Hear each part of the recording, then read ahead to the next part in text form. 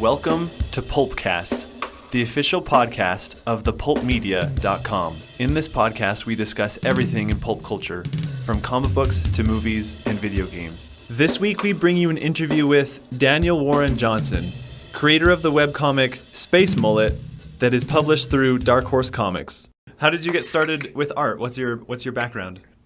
Well, I grew up in Massachusetts, and I was homeschooled for most of my childhood, like through third grade through 12th grade. But I do remember first grade and second grade in public school being torturous. It was terrible. But the one caveat to that is that I was able to draw for like kids, or draw for my friends, or friends who they loved my drawings, and it's kind of the only way I could kind of survive those 2 years. I don't remember a lot about being young, but I remember just, how tough it was in school. Right. But one of the escapes was drawing in school, and people, or my friends, they could kind of recognize that I had some sort of, I just drew a lot of Power Rangers. And from then on, my parents kind of saw that I had an interest in drawing, and so there was a community art center that was right next to the library in my town, and they signed me up for a drawing class. And there was this woman there, an older woman from Italy named Rosetta, and this is a second, third grade drawing class, that something for the community drawing class. And she pulls my parents aside after the first few sessions. She's like, "Your son's pretty darn good at drawing. I would really like to kind of take him under my wing." So my parents were like, "Oh, awesome, that's great. He loves to draw." And they hired her to tutor me from 7th grade on through 12th grade. So, almost all of middle school and high school. Rosetta was kind of there helping me along, and she was kind of the Mr. Miyagi of drawing. So I would work on stuff, or I'd be drawing a nose of someone that was posing for me in figure drawing class. And she'd look at it for a few minutes and be like, "What? Do you not like it?" She wouldn't say anything. She'd just take my eraser out of my hand and she'd erase the nose for me. So she was a huge part of me, learning how to look at my artwork with a critical eye, and drawing, realistically. And anatomy was a big part of that. I learned a lot of anatomy when I was in middle school. And my parents were super supportive of it. And from then on, since second grade, I was just drawing and drawing and drawing. And I just never stopped. And so that's kind of how I got started. And I'm very thankful to Rosetta, and I'm very thankful to my parents for kind of helping me along in my early days. I have very fond memories of those days, but I remember a lot of times Rosetta would bring me into classes that were meant for adults, adult figure drawing classes. Okay. And it's super intimidating because I'd be in 7th grade, and here are these high schoolers to 40-year-old people. Totally freaked me out. But she took me aside. She's like, "You're better than everybody here. Stop crying." So it was good. I never had an adult tell me that I was actually good at something. I mean, obviously from my parents, but somebody outside of my family was like, "Hey, you're really good at this, and you owe it to yourself to really work at this." So it's a big part of me growing up with art, I guess. I hope that's not too long-winded. No, I think that's perfect. That shows a really good development of your abilities, and kind of a unique experience, I feel to get started that young with something that specific. Yeah. So yeah, totally. And to be fair, I'm a middle school, high schooler. I just want to draw Cable with pouches and guns all the time. Because, we're in the 90s now, and I'm just big guns and big muscles, and that's all I would draw whenever she let me draw whatever I wanted. And so she's like, look, you there's nothing wrong with drawing these big guns and big muscles, but you're drawing them without a knowledge of what is actually real life. And that needs to be your foundation, because if you just learn how to draw muscles and guns and stuff and explosions, you're not going to know, there's not going to be anything to measure it to. You need to have a start. Anybody can draw. If you can draw the muscles on a skinny dude, you can draw the muscles on the Hulk just as easily. So that was I still remember that talk, and then that kind of helped me when I was drawing something maybe I didn't want to draw, knowing that it would contribute to my knowledge of how to draw, like especially the human form, which is, I do that every day in comics. Every hour, I'm doing some sort of thing with the human form and relaying it back to the real world, and how gravity and how muscles stretch and things like that. She was the first one to put that in my brain, and that's when I was in seventh or eighth grade, which is very early. So, yeah. Yeah, that's awesome. So how did you, I mean, you mentioned you were drawing like Power Rangers and stuff. So if comics and kind of like that kind of media, was that always something that influenced you and that you turned to? I mean, my parents were pretty, like, I grew up in a pretty conservative home, and my parents, like, I remember I bought a Deadpool comic once, and I got in really big trouble because there was a ton of blood in it. And from what I was allowed to read, I mean, it was pretty limited, but I absorbed as much of it as I could. And that definitely fueled what I was drawing. Like, I remember the Transformers was a huge inspiration. Like, just watching Transformers for an hour every day, and then going and drawing for 2 hours. I remember my dad showing me Star Wars when I was very young, and just drawing Star Wars, like literally coming from inside, getting dark out, put on the Star Wars VHS, fast forward to the New Hope, like space battle scene, watching that, putting in Return of the Jedi, fast forwarding to the big space battle scene at the end of Return of the Jedi, then going and drawing until I had to go to bed. So yeah, there's definitely like a direct correlation between the media that I kind of consumed and that push to kind of go into the illustration direction, which of course leads into comics and Spider-Man and all that good stuff.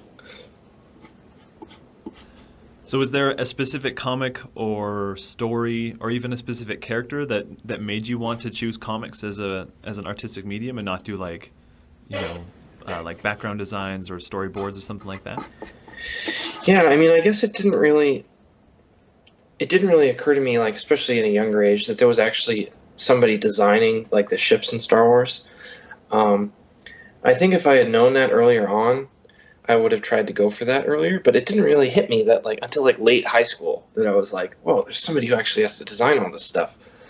But comics were so accessible and just so immediate, especially in my younger years, that's kind of like what I gravitated towards, especially like, going into the public library and reading things like Calvin and Hobbes, and the Bone series, by Jeff Smith, and seeing seeing what kind of stories could come out of that. And especially like with cartooning, like I loved I mean, if it had a speech balloon in it somewhere, I loved it, whether it was in a newspaper or a comic in the library, a comic in the shelves.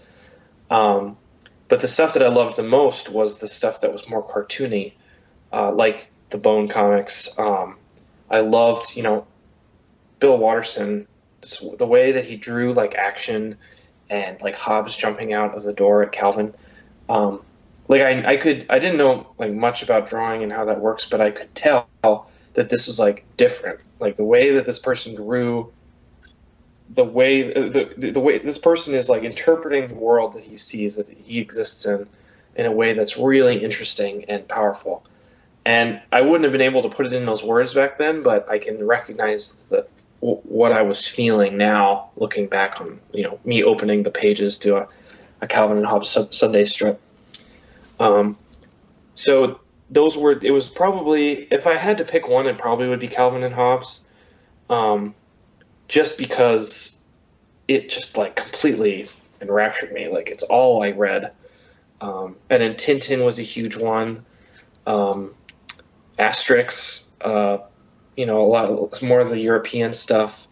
So in different layers of first, like, because I think one of the most immediate like art styles is definitely like Calvin and Hobbes.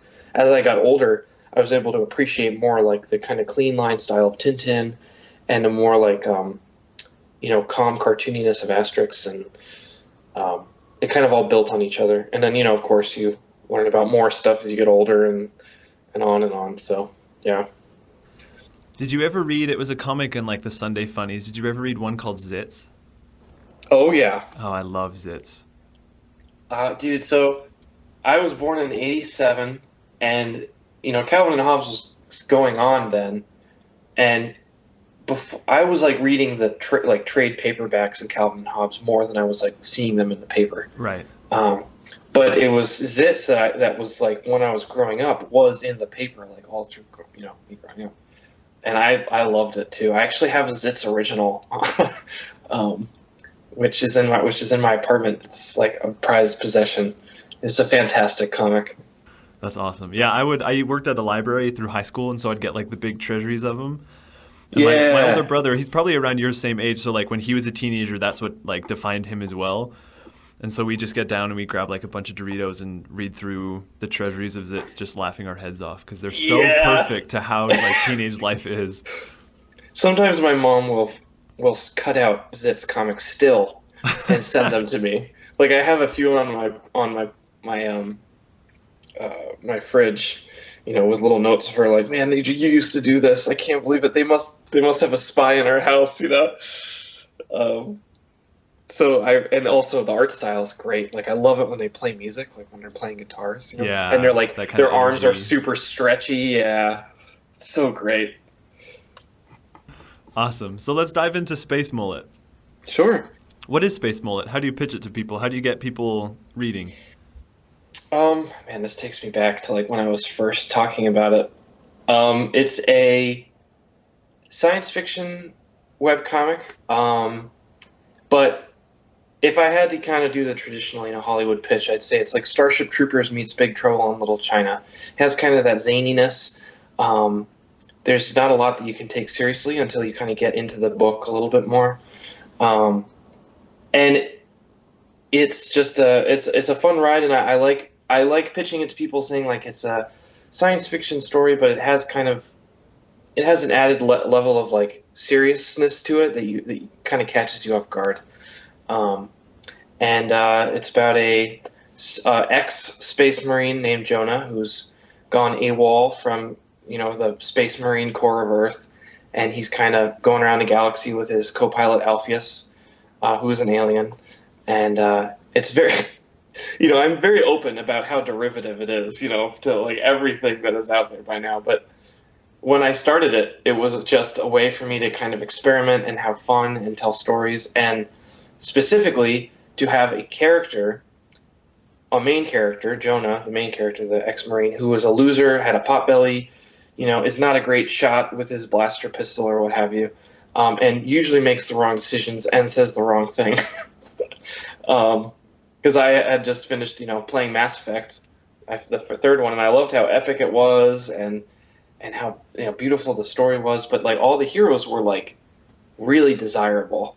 Like they were all like really beautiful. They had flaws, but they weren't, especially like Commander Shepard. He is just a badass. He's got scars on his face. He's brave. And I was like, what if I had like a big space opera, a big space like comic book, but the characters were just really messed up and they don't have their crap together at all, and they're kind of everywhere. And I guess it's a drama, but then it's also a drama with stuff that I love to draw. So um, I guess that's how I would pitch it to people. It's more of a conversation. Very rarely do I have to give a traditional pitch. When it first was like starting to come out in 2012, I had to pitch down like 30 seconds. There you go, that's it. And now I'm a page splatter with it. There's so many emotions behind it now. I've been working on it for so long. Um, but yeah, I guess that's how I would kind of tell it to a new person. Awesome. Did you ever watch the anime Cowboy Bebop? I did. It kind of reminds me of that a little bit. Yes. I it's funny, like I've watched it post creating Space Mullet. I did not know I had seen some episodes, but I was not very knowledgeable about it before I created Space Mullet. Um, and yeah, it definitely does have that same vibe, which I think is really cool. Um, Cowboy Bebop in a lot of ways is kind of what now look knowing what Cowboy Bebop is now better. Like I think if I had seen it before I had made Space Mullet, it's like that would have been a great goal to achieve. Um, to try and like, because Cowboy Bebop is amazing, and not like I think Space Mullet is anywhere near that, but that's something that I think I would have been going for sure. Yeah, well, I think you do a pretty good job. Like I was reading through it again, and I was like, man, this just like, it's yeah, it just works on the same way that Cowboy Bebop works with just like it doesn't take itself too seriously. It has a lot of fun. There's some tongue-in-cheek moments, and then it can get like really serious with how these characters are seeking redemption so like specifically and so earnestly. Yeah, and that's exactly what I was going for. Thank you. Um, I I'm not very good at subtlety when it comes to writing or drawing. So if somebody's sad, they are really sad. If somebody's happy, they're really happy.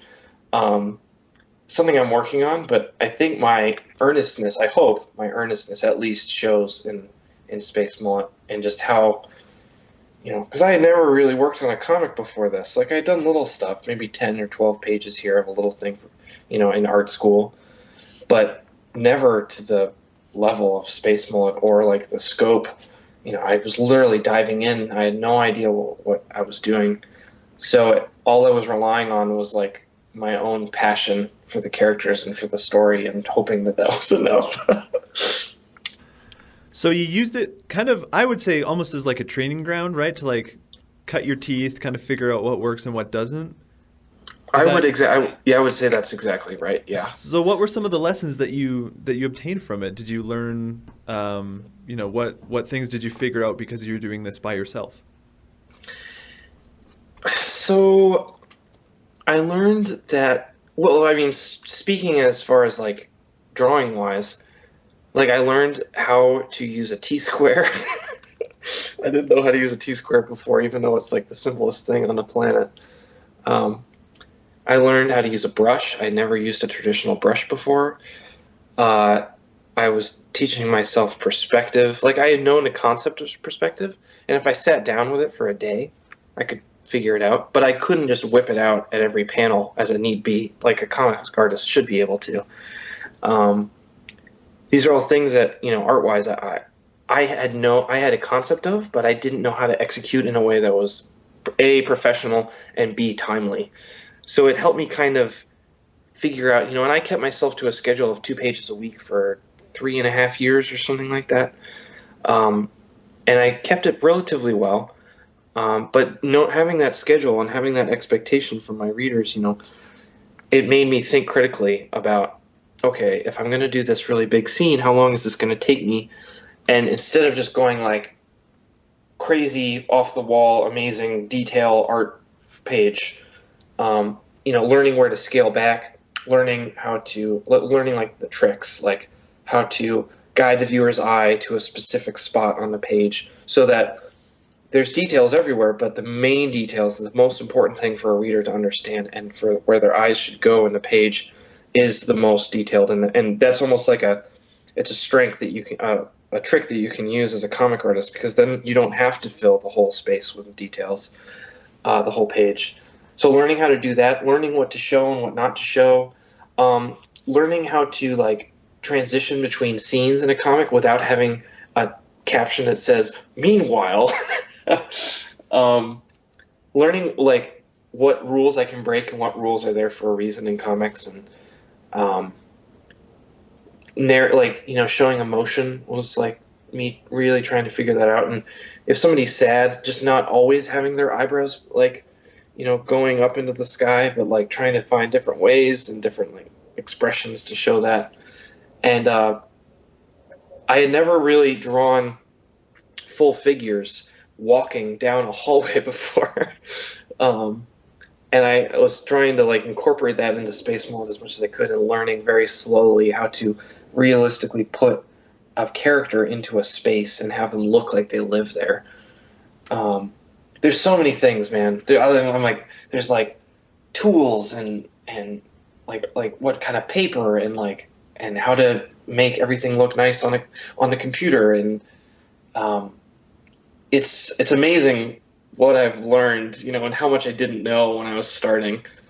But and I've said many times to many people, like Space Mullet has been, and I feel always will be in some ways, a canvas for me to kind of mess up on, like throw things at it and see what works. Like, I'm not making any money from it. It's my baby. It's just a project that I just work on as hard as I can when I can.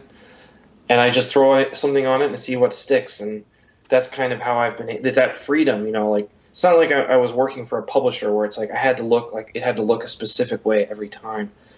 I mean, I would switch between tools all the time, and someone would come up to me and be like, hey, have you tried this technique when it comes to a brush or this kind of ink? And I would just drop everything that I had known at that point and try something new. And now that I've been doing it for like 4 years, I kind of have a better idea of what works and what doesn't. And I'm starting to kind of settle into an artistic like groove with like the tools and my process and all that stuff. But Space Mullet helped me get there.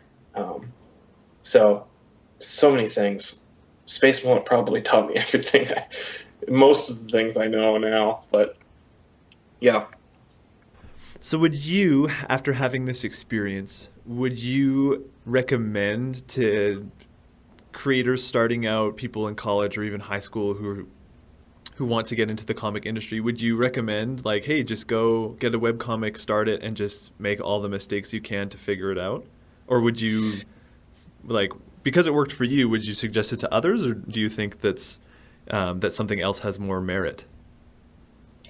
I think everybody's different, but I would be inclined to say it's very easy for a person to make art that nobody sees and just kind of keep it in a drawer and keep working and getting better. And there's nothing wrong with that, but I think the push and almost the fear of putting something out for possibly millions of people to see, the whole public can look at this thing that you've made, which is what a webcomic does. It kind of scares you straight into like trying harder, because when the whole world, well, not the whole world, when people are watching, I am inclined to do better. I can only speak for me, but that was a big part of why I was trying so hard with Space Mullet, because I knew, I was starting to develop a little bit of a fan base, even if it was only like 14 or 15 people who read it every day, or every day that an update came out. Like, I knew that they were looking and they were like ready for more, and I knew I wanted to deliver. I wanted to kind of prove to myself that I could do it. So I'm always trying to get better, always trying to like get better, like whatever that next page is, and trying to reach that next level, which is a challenge. But I think that for most people, that having your work seen is a really great way to get better, because it forces you to. And it's a great way to figure out, like somebody coming out of art college, it's like, okay, I want to make a comic.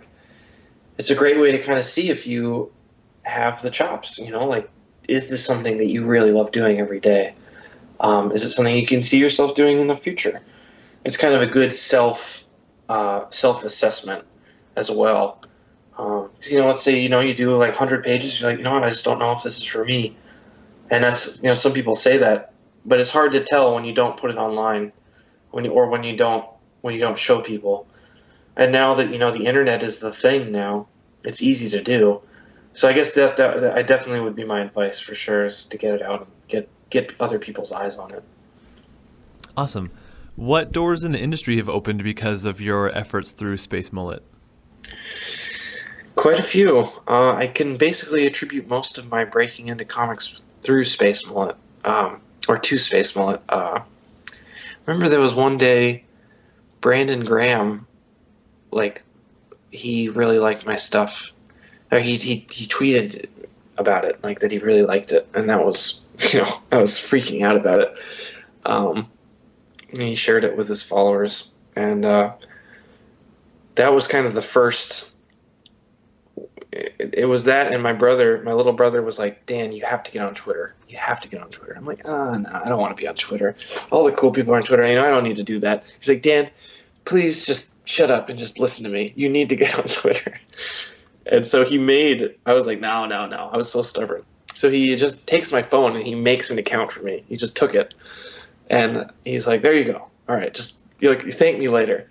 Sure enough, the way that I broke into comics was Brandon Graham seeing my stuff on Twitter and retweeting it, and then that's how we got connected. And I did my first like published work was a little backup story in Brandon Graham's Prophet reboot that he did a few years ago. Awesome.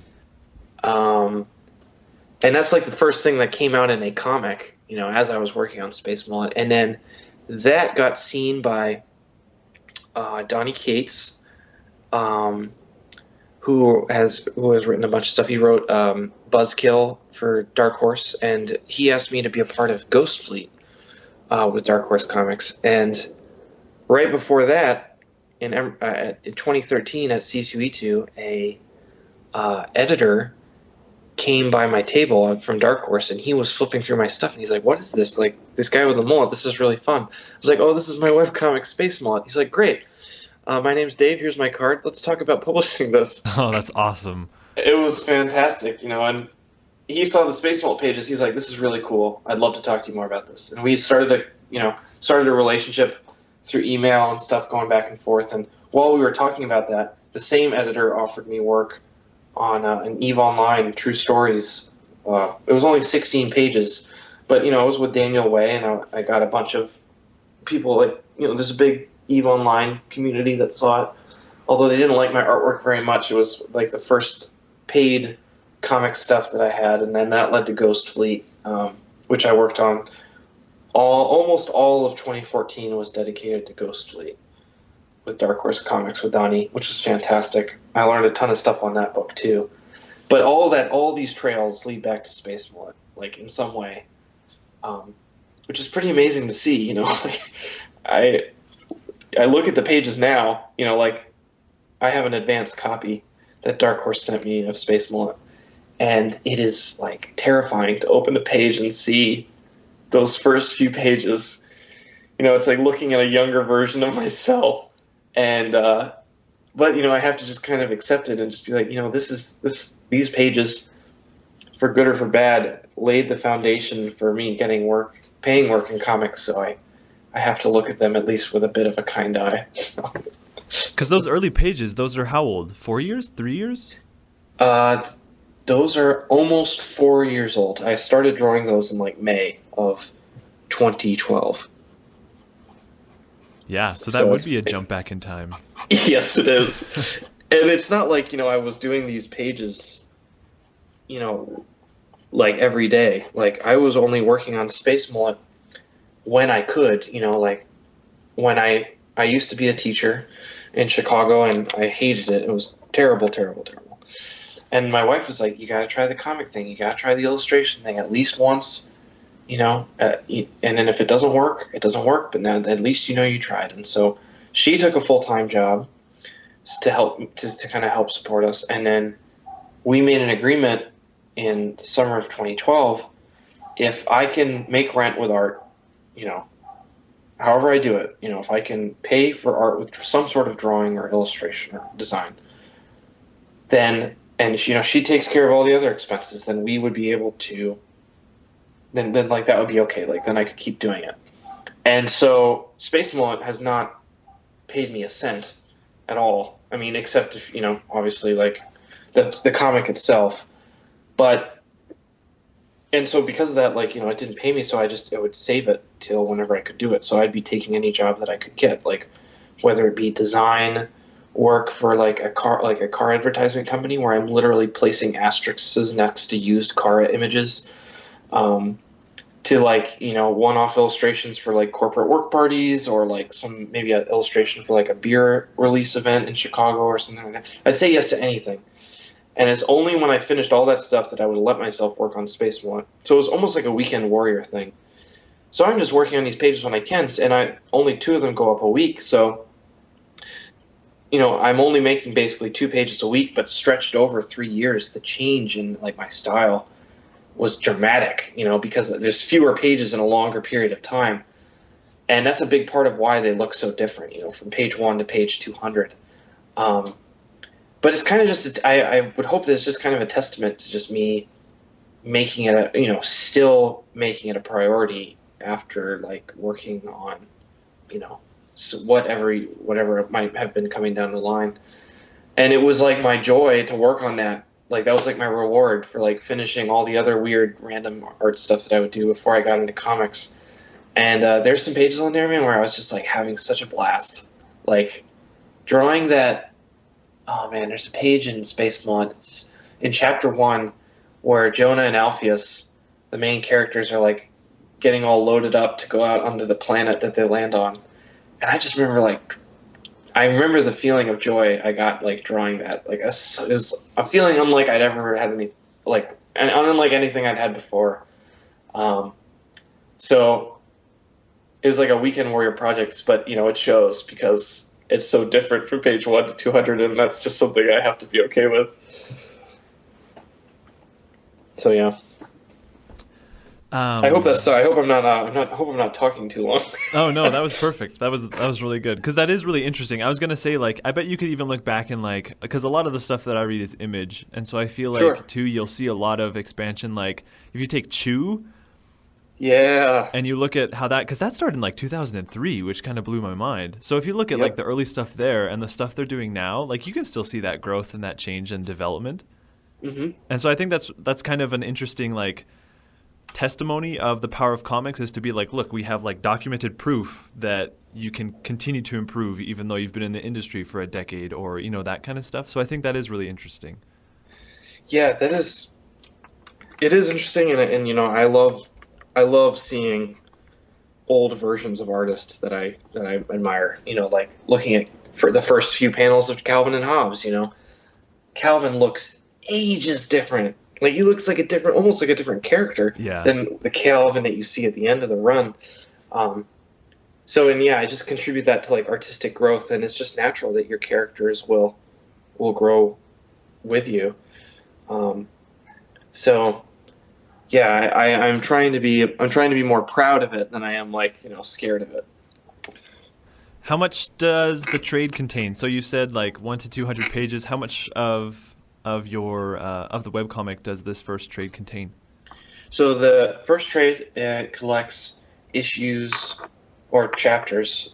Space Mullet's comprised of chapters. There's almost a full 8 chapters up on the website now. Space Mullet Volume 1 with Dark Horse contains chapters 1 through 4. And each chapter is around 40 to 50 pages. So it's about 200.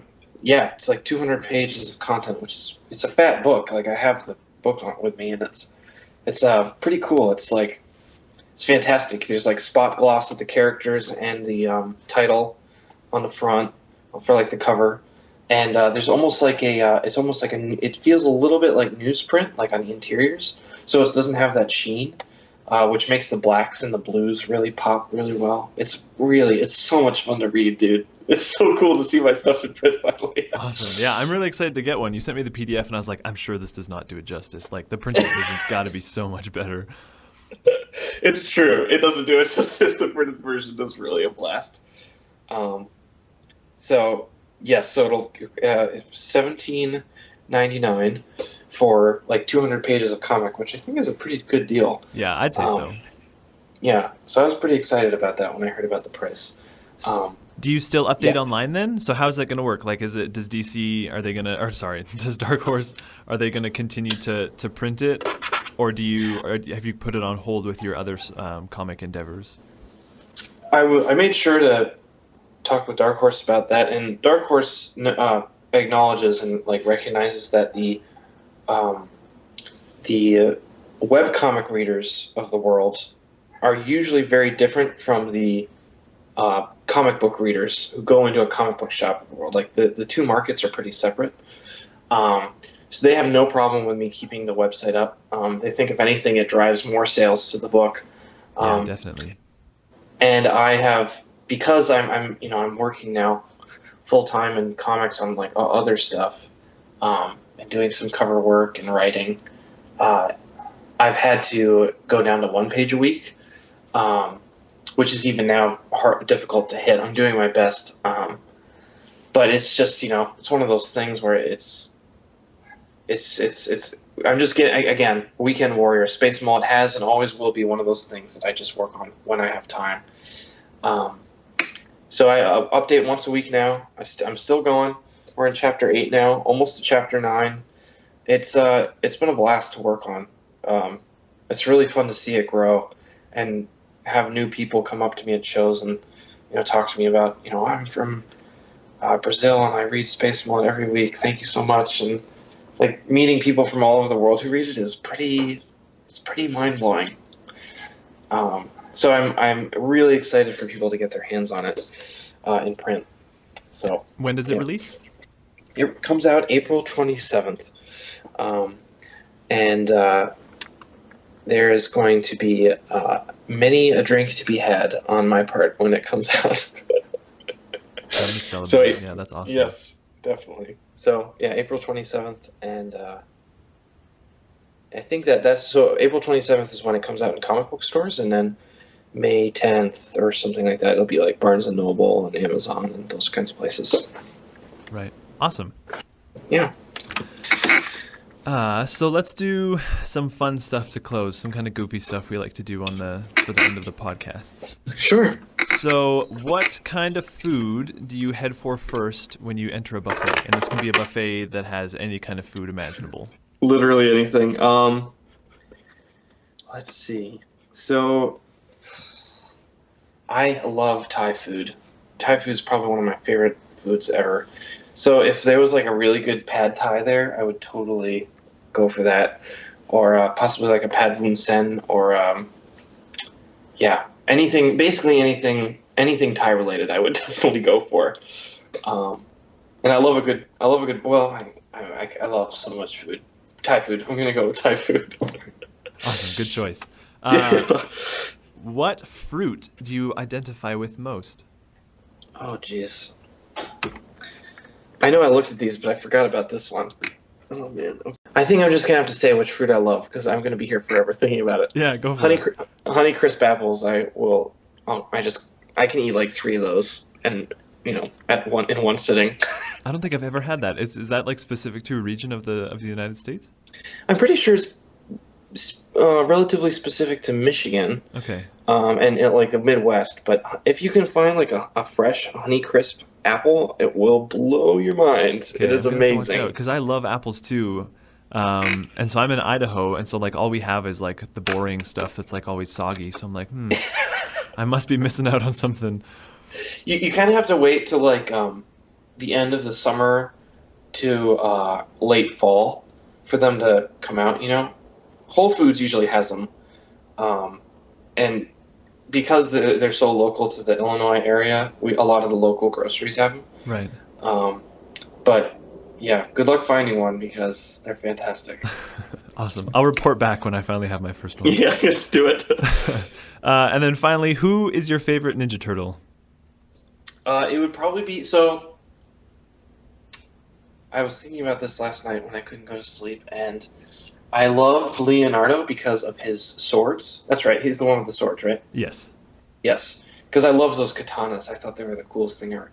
But I didn't really like his personality that much. Yeah. Like he's kind of like, he's a little standoffish, and he's just he doesn't really seem like he would be that much fun at a party. I would have to probably say I would get along best with Michelangelo, so I'm going to have to say Michelangelo. Awesome. Yeah, he's the party dude. He is the party dude, and like he seems like a legit guy. Like he seems like he could totally get serious if you were like, "Hey man, my girlfriend broke up with me." Yeah. He'd be like, "Oh my gosh, let's go talk for pizza. about it." Yeah, exactly. Yeah, exactly. Like let me get you a beer. Where Leonardo would be like, "That sucks, bro. It's too bad." Anyway, deal with it. Yeah. Yeah, basically. Let's practice more. Let's fight. I'm like, no man, I gotta talk about this. You have been listening to Pulpcast, the official podcast of thepulpmedia.com. You can email questions that we'll answer in future episodes to thepulpmediaus@gmail.com. Also, please check out our website, thepulpmedia.com, for reviews, articles, and more.